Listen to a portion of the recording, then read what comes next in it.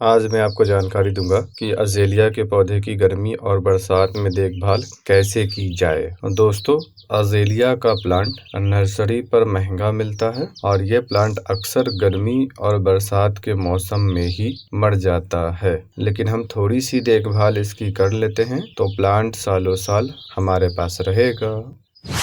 तो सबसे पहला ख्याल रखना है लाइट एंड लोकेशन का। तो इसके पौधे को रखने के लिए सबसे पहली जगह है, ऐसी जगह पर रखिए आप इसके पौधे को जहां पर सुबह की या फिर शाम की 1 से 2 घंटे की ठंडी धूप इसे मिलती रहे। आप इसे दीवार के सहारे भी रख सकते हैं जिसके चलते सुबह या शाम की ठंडी धूप मिलती रहे। और इसे ग्रुप में रखिएगा, या तो आप अज़ेलिया को अज़ेलिया के पौधे के साथ रखिए या फिर ऐसे पौधों के साथ रखिए जिसे धूप कम चाहिए। दूसरी जगह है ग्रीन नेट के नीचे, पर ग्रीन नेट 90 से 95% शेड वाला होना चाहिए। 50-75% ग्रीन नेट से इसका काम नहीं चलेगा, बल्कि 90-95% वाला ग्रीन नेट लेना है। और जब आप इसे ग्रीन नेट के नीचे भी रखें तो ग्रुप में रखिएगा।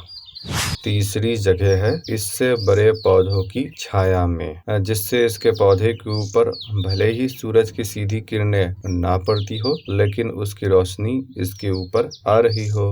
गर्मी बरसात में सिर्फ रोशनी से भी ये पौधा जिंदा रहता है। और इस जगह पर भी आप रखिएगा तो आप इसे ग्रुप में रखिएगा। आसपास कुछ और पौधों को भी रखिएगा। जब आप इसके आसपास कुछ और पौधों को रखते हैं तो इसके आसपास के वातावरण में नमी की अधिकता होती है, यानी मॉइस्चर बढ़ जाता है, जिस कारण से अप्रैल मई की तेज गर्मी में भी इसके पौधे को प्रॉब्लम नहीं होती है। और इस बात का ख्याल रखिएगा, जो मैंने आपको जगह बताया है वो सिर्फ गर्मी और बरसात के लिए है। विंटर सीजन में अलग जगह पर रखना है। और इस बात का भी ख्याल रखिएगा, बरसात के मौसम में बारिश के पानी से बचाकर रखिएगा। इसकी जड़ बहुत बारीक होती है। यदि गमले में पानी रुक गया और लगातार बारिश हो रही हो तो पौधा ओवर वाटरिंग से मर जाएगा। हाँ, हफ्ते में अगर एक आध दफा बारिश होती हो तो इसे बारिश के पानी से प्रॉब्लम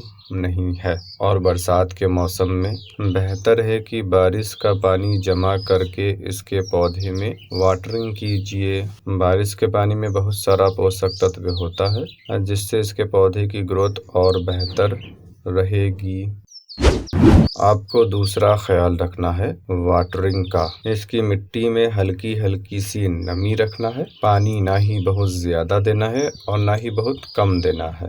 यदि आप पानी ज्यादा देते हैं तो इसका पत्ता पीला पड़कर गिरने लगेगा, और यदि आप पानी कम देते हैं तब भी इसका पत्ता धीरे धीरे पीला पड़कर गिर जाएगा।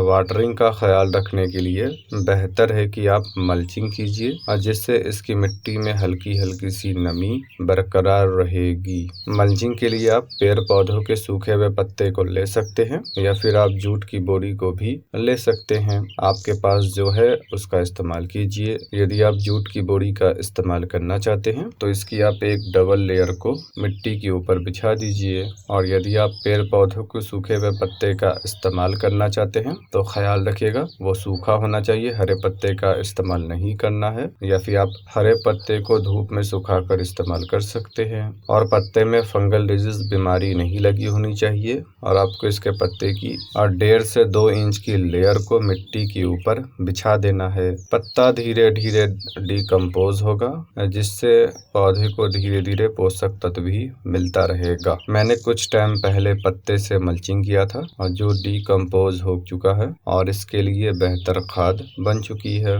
पौधे में पानी देने से पहले आपको इसकी नमी को चेक करना है। इसके लिए मल्चिंग को हटा देना है और पोटिंग मिक्स में 1.5 से 2 इंच तक उंगली को धंसाना है और वापस निकालना है। यदि उंगली में पोटिंग मिक्स चिपक कर आ रही है और उसमें नमी है तो आपको पानी नहीं देना है। यदि चिपक कर नहीं आ रही है तो पानी दे देना है। बात आती है खाद और फर्टिलाइजर की। तो इसके लिए आपको लेना है सीवीड 1 पार्ट, उसके बाद लेना है नीम केक 1 पार्ट। फिर आप इन दोनों को मिक्स कीजिए और हर एक पौधे में 5 से 10 ग्राम दे दीजिए। पौधा बड़ा है तो इसे ज़्यादा भी दे सकते हैं। महीने में सिर्फ 1 दफ़ा देना है। यदि आपके पास ये दोनों नहीं है तो आप लीफ कंपोस्ट को भी दे सकते हैं और आपको लीफ कंपोस्ट 30 दिन के अंतराल पर सिर्फ 1 दफ़ा देना है। 100 ग्राम से लेकर 250 ग्राम तक दे सकते हैं। जिस हिसाब से पौधा बड़ा या छोटा हो उसी हिसाब से आपको खाद देना है। यदि आपके पास लीफ कंपोस्ट भी नहीं है तब आप वर्मी कंपोस्ट के लिक्विड खाद को दे सकते हैं हर 15 दिन के अंतराल पर।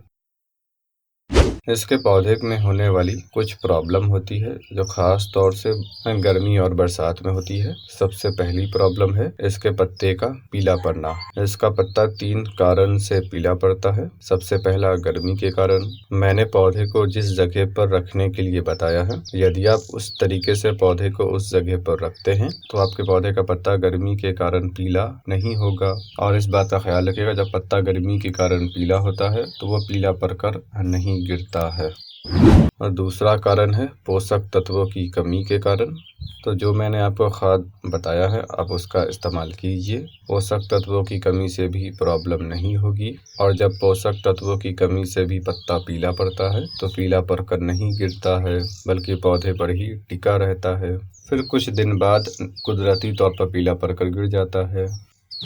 तीसरा कारण है ओवर वाटरिंग या फिर लेस वाटरिंग। जब पानी की अधिकता से पत्ता पीला पड़ता है तो पीला पड़कर फौरी तौर पर गिर जाता है। पानी की अधिकता से जब पत्ता पीला पड़ेगा तो इसकी सबसे बड़ी निशानी यह होगी कि इसके पोटिंग मिक्स में नमी ज़्यादा होगी। तो आप पानी हिसाब से दीजिएगा और जिस तरीके से मैंने देने के लिए बताया है आप उस तरीके से देते हैं तो आपके पौधे में ओवर वाटरिंग नहीं होगी। और अगर आपके पौधे में गलती से ओवर वाटरिंग हो चुकी है और पत्ता पीला पड़कर गिर रहा है तो आप फंगिसाइड का इस्तेमाल कीजिए। इसके लिए सबसे बेहतर है कि आप एमिस्टर टॉप फंगिसाइड का इस्तेमाल कीजिए। और अगर आपके पास स्क्वायर फंगिसाइड है तो और बेहतर है। और हर 7 दिन के अंतराल पर फंगिसाइड का इस्तेमाल करना है। कुछ दिनों में धीरे धीरे प्रॉब्लम ठीक हो जाएगी।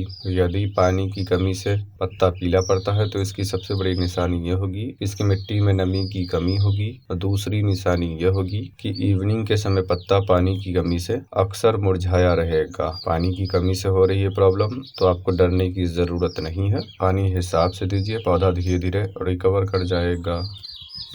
इसमें होने वाली कुछ और प्रॉब्लम है, उसमें से इंसेक्ट की प्रॉब्लम है। जब आप देखें कि आपके पौधे का पत्ता साइज में बिल्कुल बहुत ही छोटा है और पत्ता मुड़ चुका है कटोरी जैसा ऊपर या फिर नीचे, तो समझ जाइए कि आपके पौधे में इंसेक्ट लगा हुआ है। खास तौर से aphid, trip, mealybug, white fly, might, इनमें से कोई कीट लगा हुआ होगा।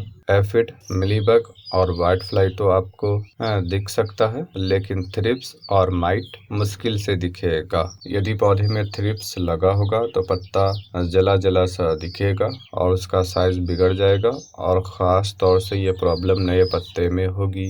यदि माइट लगा होगा तो पत्ते के ऊपर और नीचे बिल्कुल बारीक जाली बनी होगी। सब कीटों से निजात पाने के लिए ऑर्गेनिक तरीका है कि आप नीम ऑयल का स्प्रे कीजिए। 5 ml नीम ऑयल को 1 लीटर हल्के गुनगुने पानी में डालिए और उसमें 3 से 4 ग्राम शैम्पू या फिर डिटर्जेंट का इस्तेमाल कीजिए। हर 7 दिन के अंतराल पर पत्ते पर स्प्रे कीजिए। कुछ दिनों में यह समस्या ख़त्म हो जाएगी।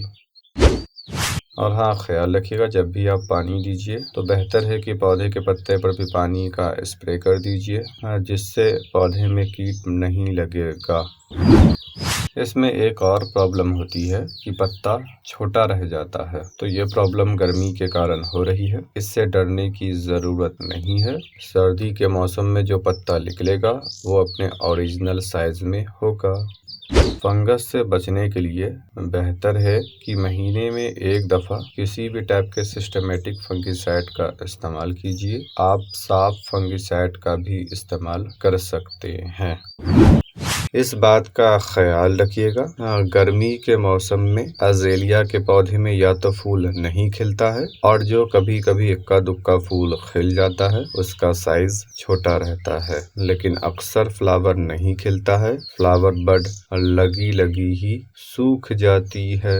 आप सही जगह पर पौधे को रखते हैं और सही तरीके से इसकी देखभाल करते हैं तो गर्मी के मौसम में भी इक्का दुक्का फ्लावर खिलता है, भले ही उसका साइज छोटा रहता है। इसकी देखभाल गर्मी बरसात के मौसम में कैसे की जाए, इसकी जानकारी के लिए आप इस वीडियो को पूरा देख लीजिए। और अगर आपने पूरा देखा है तो आपको इसकी जानकारी हो चुकी होगी और आपका ये महंगा प्लांट नहीं मरेगा। इस पौधे से रिलेटेड 3-4 वीडियो और मेरे चैनल पर है। यदि आप इसके पौधे के बारे में और ज़्यादा जानना चाहते हैं तो आप उन्हें भी देख सकते हैं। अब तक आपने देखा है तो सब्सक्राइब कर दीजिएगा और बेल आइकन को भी दबा दीजिएगा।